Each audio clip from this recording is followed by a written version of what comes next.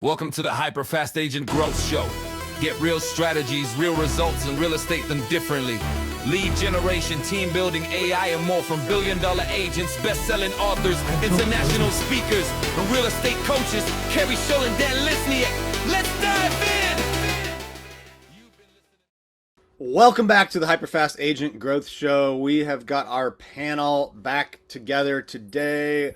Welcome, Carl, James, and Nick. And we've got a lot of great topics to dive into, things that will help you get more business today. First in the news, we've got Bed Bath & Beyond buying Fathom Realty. Now, we've seen a lot of consolidation in the industry the last year, and I was expecting more of it, but I wasn't expecting, a store that sells bed sheets to buy a brokerage. So, what's up with that, guys? Do you think there's synergies there? Now Bed Bath & Beyond knows who's going under contract, and they got to buy new stuff for their house, and they can sell more bed sheets and blenders, and maybe somehow they can predict based on what people are buying when they're going to sell and help the brokerage. Are there any synergies there, or is this just like another nothing burger? I think that there are some synergies. At first, it sounds ridiculous, but they're not going to brand it, Bed Bath and Beyond brokerage. But I think Zillow is in the game because of data and like ubiquitous web presence. And I think it's kind of interesting. Like Target is really well known for predicting what people are going to purchase next, whether they're pregnant or not, before the rest of their family even knows it. And I can kind of see a pretty good play here if they do it right. Bed Bath & Beyond has had some serious challenges financially, so I don't know how that will affect things, but I think it's kind of interesting. Yeah. I thought Bed Bath & Beyond was bankrupt, actually. I didn't know that they were still I thought so too. buying stuff. I think they did file, and then they get like a workout plan or something. I don't know. I think it's interesting. I mean, I think what's most interesting is, brokerages are on the block, right? Like that's what's being purchased by billionaires right now. Like, billionaires are parking their money in brokerages or part like it would be like first it was like NFL teams, right? NBA teams, these franchises. And now it's like, let's buy real estate brokerages. So I think that part is interesting. And then I think what this sounds like to me, I don't know if anyone watches Shark Tank, but Mr. Wonderful has like a wedding business, right? And he's always looking for companies where he can kind of vertically integrate. So you get like someone who's getting married, and then he has like the weddings and then the flowers and then the wine, and it's all just under one umbrella kind of. He just makes money off everything else. And so I think, hey, like we own a brokerage, like we sell home goods and et cetera, like shop here afterwards. Maybe you get some type of discount. I think it's cool. I don't think it's like a big news, but I think makes sense business wise. Carl? I don't know what to think. I mean, it could be a multitude of things. Like Nick said, I mean, you're trying to have businesses that feed off of each other, right? Like my initial thought was, I mean, it would provide you with better data to know like what you want to lean into for your brick and mortars, but I think they closed all their brick and mortars, right? Like, that was my initial thought. That's where my mind went, is like, hey, like if there are more real estate transactions happening in Texas versus New York, like, well, maybe they want to lean in more heavily to the brick and mortars in Texas, and it's just a good way to figure out where they're putting their money. But if they close all their brick and mortars, then I don't really know what the play is. It's almost like if Pep Boys bought a car dealership. Like if Pep Boys buys Coons, you're just like, okay, I see why they might do that. Yeah, I kind of went to the predictive analytics first. I know like James brought up Target, and I think there was like an infamous story, decades ago about they started sending pregnancy marketing things to some teenager, and the dad's like, what are you doing? Why are you sending this to my daughter? And like Target knew she was pregnant before the dad based on what she was buying at the store. So they were they were like, okay, when you're 1 month pregnant, you buy this, right? Well, let's send her the stuff that you buy when you're 6 months or 9 months or after the baby's here. And I wonder if there's a way they can do that with like homeowners. Like, hey, when I buy whatever, that means I'm getting ready to sell my home. Like, I don't know if that's there or not. That would be. I think it would absolutely be there. I mean, like, when I can't remember how many D's there are, but when people have kids, that's a pretty big indicator that they're going to need more space. Maybe not in the next like 3 months, but a lot of people buy a new place because they are maxed out on their current place, and they have an insight that other people don't. Yeah, the kids thing that makes sense, right? So now when there's move up buyers potentially, um, or someone's having to get a bigger place at least.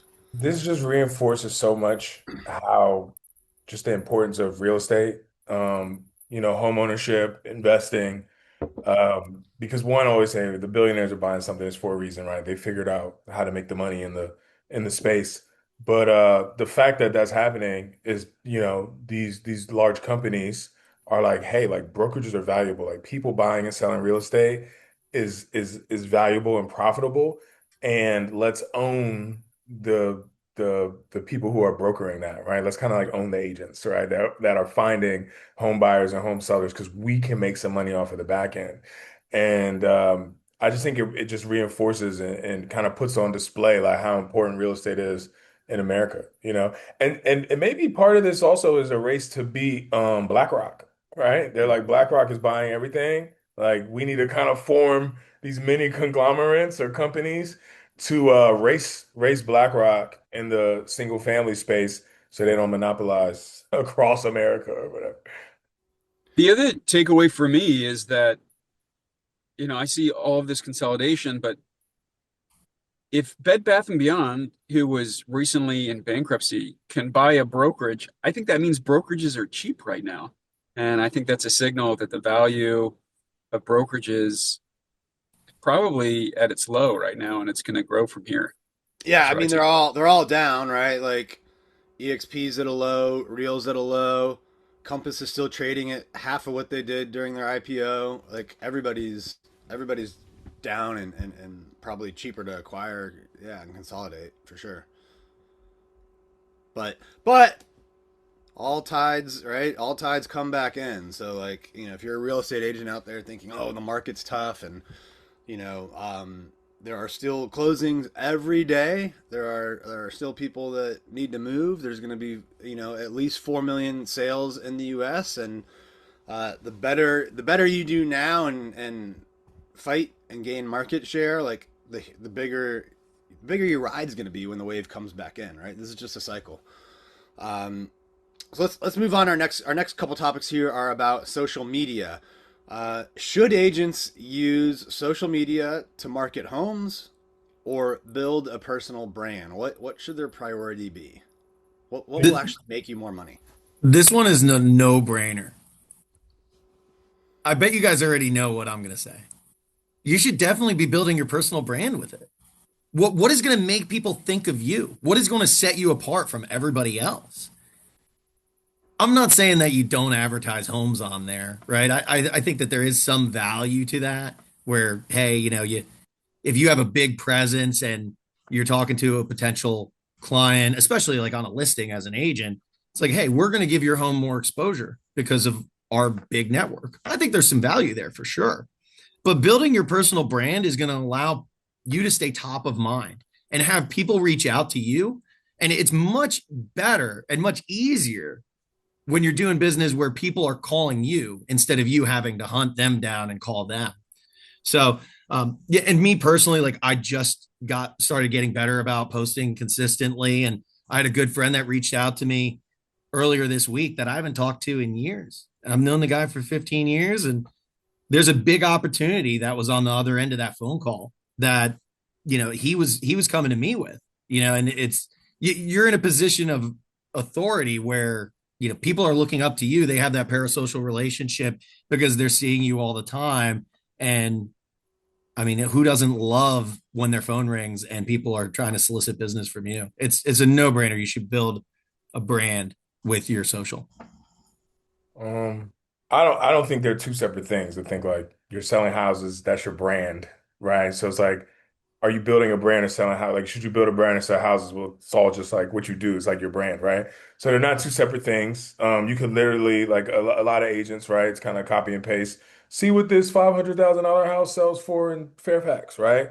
You're selling houses and building a personal brand at the same time. So I think you should just be on Instagram showing people your day to day, talking about the listings you have, posting homes that you're showing, telling people what you think about the market, and also showing them your workout videos, and your mirror pics after you deadlift 500 pounds. Um, and that's all just like you're building you. I think that it's even a strange question in 2026. Like, should you, build a personal brand or sell houses? Because it's all just smushed into one thing. It's almost like when in, 2016, 17, when people are like, do I need a business Instagram and a personal Instagram? It's like, no, buddy, they're all one thing, And Yeah. that's how everyone is doing it in the influencer space anyway. I mean, take Ryan Serhant. He's not like building a personal brand and selling houses. He's leveraging the home sales to build his personal brand.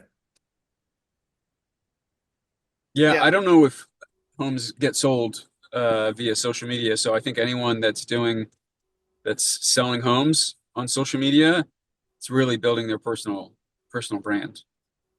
I would say it's happening more than it used to, but yeah, the primary driver is the MLS and the syndications for sure. Um, yeah, I think you can build a personal brand that incorporates, promoting your homes, incorporates the activities you're doing in real estate. What I would caution agents about, though, and I see this a lot, is like be careful about who you emulate. A lot of the real estate influencers have huge followings of real estate agents, right? So if you're Yeah. like getting your content ideas from that, don't be surprised if that gets a bunch of realtors like liking your post, but no buyers and sellers calling you. Um, and oftentimes like those guys have different monetization goals. They have a coaching program, they have a brokerage they can recruit to, right? They have something else they're monetizing other than a buyer or seller, buying and selling real estate. So be careful who you emulate, and also remember a lot of the people that built huge social media followings in real estate, that's not what built their business, right? Like they did the cold cold calling, the door knocking. You know they they became great with Zillow leads. Like they did something, right? Something else, and then they built a following. So be careful of that, because like I've seen agents build huge brands and not get business from it. So be mindful of those concepts. But probably the answer is like build the personal brand while you're promoting homes, right? I think everyone sort of agrees on that, saying it in a different way. Yeah. Okay, this next topic here, Instagram made a change. So recently, like carousel post, where you get to post like 10 pictures or slides or videos. Those are what they're promoting a lot. I don't know why. Maybe it just gets people to stay on more, so they've got to swipe through pictures. But now you have the ability to write a not just one caption for like all 15 photos, right? You can write individual captions on the carousel post. Is that something that you think is interesting and will increase engagement, and that you guys are going to test? I probably will not try that out. It's a lot of typing. My social media manager was doing this already for a long time. I don't know if, she was uploading multiple photos with different captions on it, or she was writing the captions. I think she was designing the carousel that way. So maybe it's easier to upload individual photos and like add to the caption. But you know, I think if you get a lot of business from social and you want to spend time doing that, that's cool. Otherwise, like it's very who cares? Are we moving backwards? It's like we got fads, you know? I mean, like how like like every decade has like different fads, right? I mean, that's how Instagram started, was everything was pictures. And then video Yeah. became the big thing, and now we're going back to pictures, but just multiple pictures on one post. I don't know. Yeah, I like, mean, sorry, Carter, cut you off, but like 6 months ago, people were like, don't post static photos. You're not gonna get the engagement. You gotta do reels. You gotta put music. Now it's like, post those carousels. I saw Dan's meme yesterday. I think those are always funny, the Sophie Cunningham meme. And I don't know if that's like an example of you can put different captions, but you could already do that, right? So I think Instagram is just communicating like, hey, in this season of the app, this is what will get you bumped up. Yeah, the Sophia Cunningham, man, that was like the meme of the year. She's gonna become famous, more famous probably than she will from basketball, just because that was ripping pretty hard virally. All right, so it doesn't seem like that's much of anything to anyone. Let's move on. So this is an announcement a couple weeks old actually, but we haven't talked about it yet. So EXP is opening up more levels again. So 2 years ago they reduced the number of agents you had to personally recruit to open up different levels, and then shortly after that they made it so if you cap out, you get all 5 levels. If you icon, you get all 7 levels. Now they've created something similar for people that have built large groups. So now when you hit 500 agents in your group, and you meet some cultural requirements, it's like attending a few events and classes and things. Now they will open up all 7 levels. So to me, this is a pretty big deal because we talk a lot about in the show about buying and selling homes, how to make money now, and really RevShare is one of like the greatest paths to make money now and in the future, right? It can pay you for a long time after your last home sale. And I think one of the things in the back of people's heads sometimes is, well, if I build up and I get like a lot of people on my 6th and 7th level, that's all great, but can I really retire if I always have to maintain like 30 FLQA, right, on my front line to get the 7th level? And now they've got a way, like, hey, if you've been here 5 years, 10 years, you've built up a big group, you're at 500 agents, we'll give you all 7 levels. That makes it more, I think, in my mind, of like a true retirement option, because you don't even have to like maintain your front line. So, is this something that I know you guys are all with EXP? Is this something that you think is a big deal and will help agents out down the road? I think it's a big deal. That's a significant change to the model. For any change, there could be unintended consequences. I'm curious to see how that'll change the incentive structure and behavior of people with big groups. But I think it's significant. I haven't spent a lot of time recruiting, but I definitely feel the urge to do so now. I'm like, okay, I need to get going on this, and I know James is recruiting all the time, and so I don't know the ins and outs and the details. Like, I can't speak intelligently about how the levels work.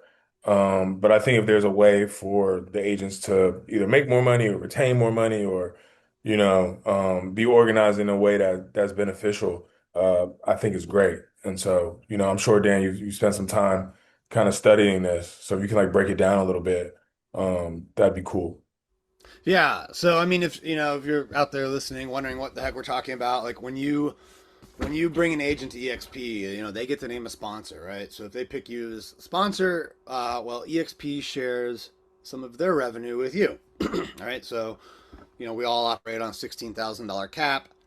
Half of that goes to the revenue share pool, and it's split between that person's upline. So up to 7 levels potentially, if they have them opened up. So when you join EXP, like if you join under Nick, right, you're on his first level. If you bring someone on to EXP, they're on your second level, and they pay you all the way down to 7 levels. So when you're there long enough, naturally, like people will build up big, fifth, sixth, seventh levels, right? That's just the way it works mathematically. So in the past, to get paid on all those levels, you had to have 30 FLQA or become an icon agent, which is like selling 25 homes or more a year. So this really is going to provide, I think, two things. One, it's a path to actually let people retire and still get paid on all 7 levels and not have to like be recruiting to hit their 30 frontline agents, right? And secondly, too, I think it gives group leaders the ability to focus more on their people, right? Because if I've got over 500 agents, if I no longer have to worry about always keeping 30 qualified agents on my front line, well, now I've got more time to help, James recruit or Nick recruit or other people, in the group, because I don't, and that's not just helping them grow. That's also helping me grow by getting, more people on the different levels. So I think it provides big group leaders with an opportunity to have more time to spend helping other people in the group grow. So I think it's a win-win, all around. If you're out there listening to this and you're like, wow, RevShare, getting paid, on transactions that aren't mine, getting more leverage, impacting more people. That all sounds great, but like, how do I do it? Like, any one of us could have that conversation with you. Like, when you partner with us at EXP, it's, you're not just getting the benefits of EXP, like the low cap, the stock awards, the RevShare, all of that, right? The network of referrals. Like, when you join with us, you're sponsored by someone in our group, you're getting like $40,000 to $50,000 of training and coaching material a year, right? You get Tim and Julie Harris's coaching programs, the HyperFast agent coaching program, like masterminds. We have different people in the group that will get on 3-way calls to help you recruit and build your own RevShare. So it's a huge opportunity. You can connect with anybody on the show. Text message, Instagram, DMs, whatever. We'd love to have that conversation with you. But all in all, like, I think this is another like really great innovation from EXP Realty, and looking forward to getting to 500 and helping others get there as well. So let's move on. Last topic. What are the top systems you guys are using right now to close more deals and get your time back? Are you talking about just, well, I think Fellow is a good one. I think any tool that allows you to kind of stalk people and see what they're clicking and doing and interested in, is like really, Explain Fellow more. so 'Cause I think it's a great tool. I may use it on a like not on a high level. I've used HomeBot as well. I kind of just like my people are kind of on HomeBot, so I haven't risked the attrition, so I use both. But Fellow's really cool because it allows you to put a lead in, phone number, email, address, home address, email address. It scores the lead from 0 to 100. What I've found is that leads that are kind of 70 and above they're gonna make a move sometime in the next, 12 months, usually a little bit sooner. Um, and it kind of and it sends, automatic, home value reports and info about kind of like their listing and their value and their equity position, et cetera. And then you get to see all of that. And then another powerful thing that it does is it shows you like when the house if the house sold or got listed with another agent.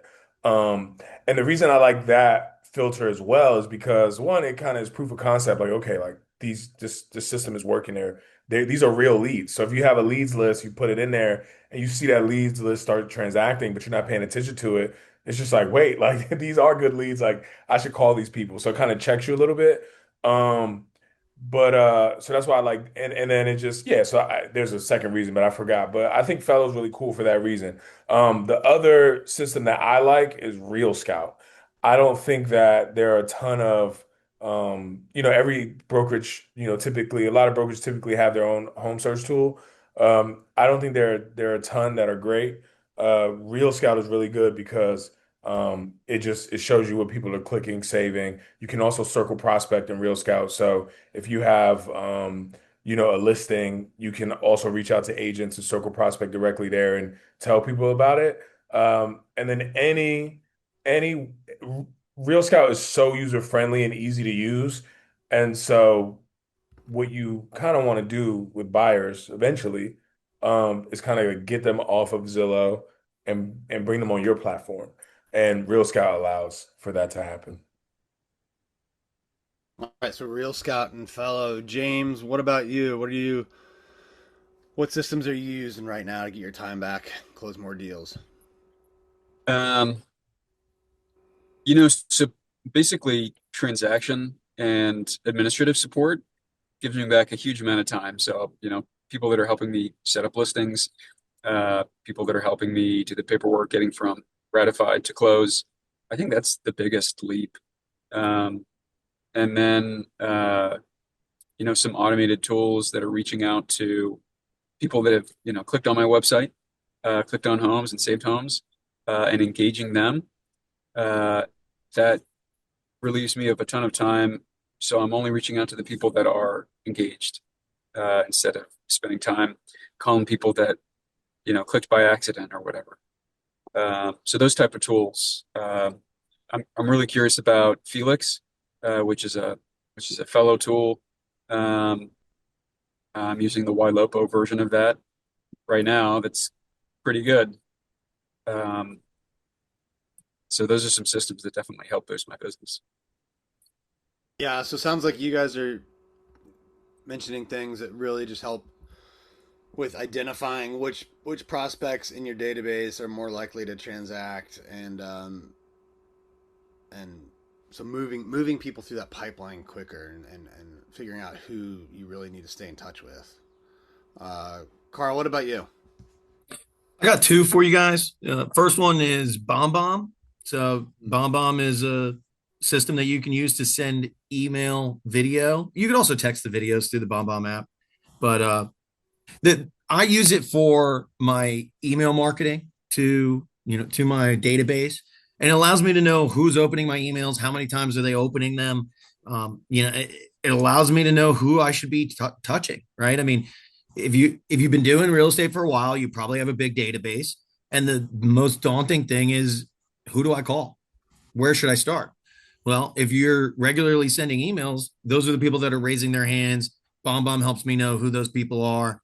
And in the past, when I've sent video emails through BombBomb, I've had some clients that have explicitly told me that I was the only person that they talked to that did that, and that was the whole reason why they decided to work with me.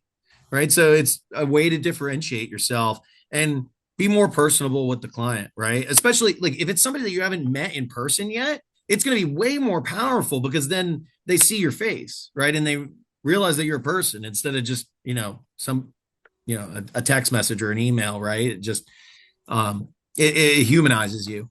My other one is, you introduced me to Opus Clip, Dan. So, I've been making a big push here to shoot video with some of my partners and just uploading those videos into Opus Clip, and it just cuts the whole thing for you for your reels, and you can post the reels directly from there.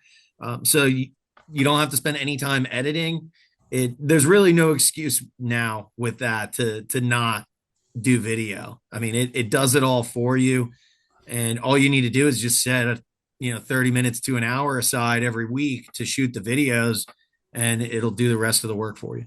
Yeah, I remember like 6-7 years ago making long form video and then paying a videographer like $50 an hour to make, like, they weren't even reels back then. They were like square videos with like captions at the bottom and a little timer bar that the scroll across, because all that distracting shit makes more people stay on it more, right? And so they'd probably make like 3 of those in like an hour and a half or 2 hours. Like they were doing it all manually, like searching the video to find out what was interesting. And, so like one video might cost you like 50, $60, right? When you break it up per like how long it took them. And now it's like 2 minutes. You put it into Opus and it does everything. It finds like the top 20 takeaways or clips and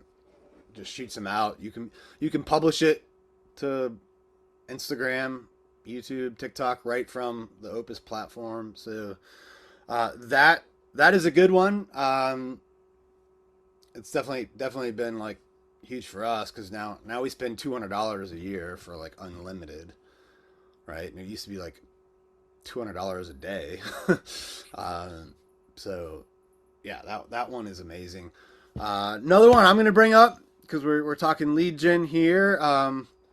Would be RedX, right? If you want to get in front of expired sellers, canceled sellers, FSBO sellers, like, yeah, you could go into the MLS, manually pull the list, right? And then cross-check them on Forewarn or some other like number lookup system, right? Or you can just get all the expireds and FSBOs and whatever, geographic leads, like in a platform already, downloaded in 1 minute, and call them with a triple line dialer, right? So, I think before we had systems like this, it would take people probably all day to reach out to like yesterday's expireds. Now you can reach out to them and call them and be done like in 30 minutes, right? Or if it's the first of the month, maybe it takes you 2 hours because it's a bigger day. But so definitely like,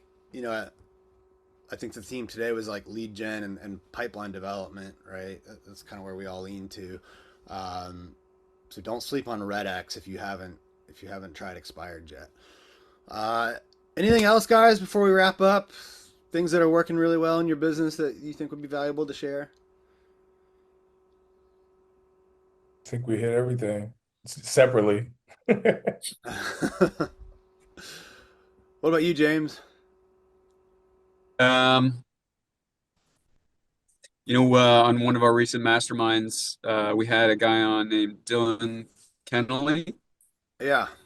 He developed a system to help people stay in touch with handwritten note cards. And this is interesting to me because we've talked so much about AI in this particular episode and past episodes, and everything is cyber and cell phones and video, and when everyone is zigging, handwritten note cards are a way to zag. And if you can do that in a way that is time efficient, I think that helps you stand out. So that's one I'm kind of leaning into. I don't have a whole lot to report on it just now, but it's one that I'm exploring, and maybe we'll have some exciting results to share soon.